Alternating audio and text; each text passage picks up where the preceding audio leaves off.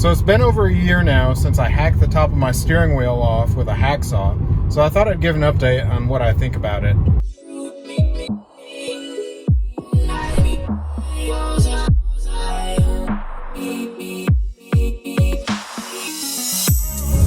So obviously, since I did the video, it's been put into a different car now. When I got my Performance 3 in May, I immediately switched it into this car. One note, if you're going to do this, if you're going to take your steering wheel off or anything, make sure you disconnect the 12-volt battery and the main battery pack under the rear seat, just in case, so that airbag can't go off. I had no problems, but for safety, I think that's the best idea. I had followed RPM Tesla's original steering wheel removal video, and they didn't disconnect anything, so I didn't. Probably a mistake. But anyway, if you're going to do it, make sure you disconnect those. What you're seeing right now is from my perspective. I'm holding the phone up near my face so you can see what I see. The biggest thing I like about having this steering wheel, or do you call it a wheel? This steering yoke, is the fact that there's nothing in front of you. So not only is your vision not blocked at all by a steering wheel, you just see the dashboard, and it looks like the dashboard's made for this. The steering wheel seems out of place to me. But not only do you have that clear view, but also the air from the vents doesn't get blocked by a steering wheel. I'm really hoping that the Cybertruck keeps the steering yoke that was at the unveiling, though I don't think it will.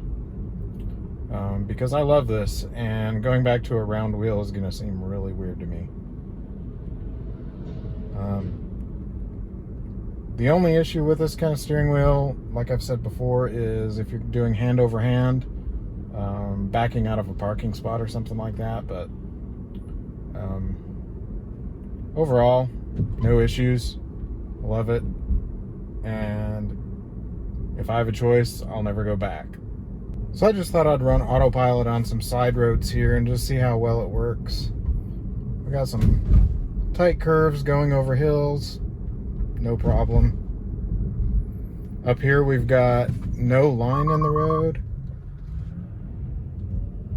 Thanks, dude. Got no line in the road, and took that just fine.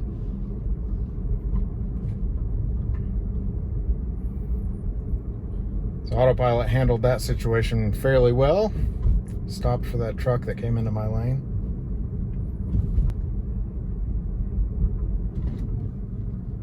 Yeah, it slowed down. I couldn't tell where that car was because the hill. And here's a tight curve coming up. Again, it's a blind hill. Sharp curve.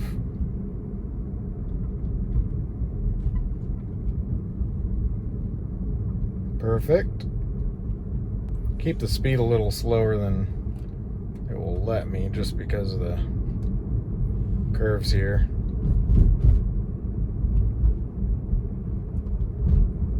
And here we go. Another pretty tight curve.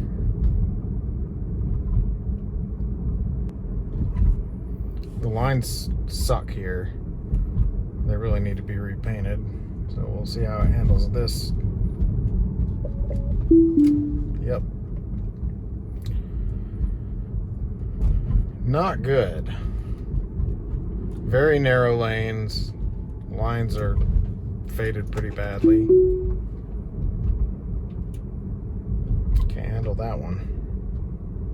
Alright, here's another situation. Autopilot cannot handle this. People park on the side of the road. So you have to kind of drive over to the side of the lane. Let people through. Coming the other direction, autopilot won't go anywhere because there's not enough room. When I can't see the lines and it's coming over a hill like this, you really have to watch it. Now, this is my test bed for autopilot. If it can handle this curve that's coming up ahead, then I'll be super impressed. So it says it's a 10-mile-an-hour curve, so I'll actually slow it down.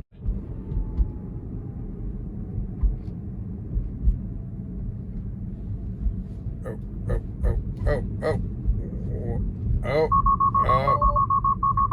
Yep. See that? Went over the line. Can't handle it. So how has my hack job steering wheel held up over the past year? Pretty good. Like I said before when I made the video, I've never sewn anything like this before. So, I mean, it's not perfect. Couple frayed strings down there. Overall, it's held up pretty well to a year of use.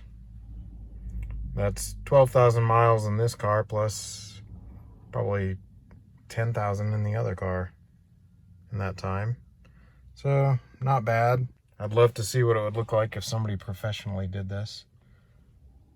And not the Batman looking steering wheel that we've seen for sale. Anyway, overall, I love it. Love how it looks. Love how it feels. All right, thanks for watching.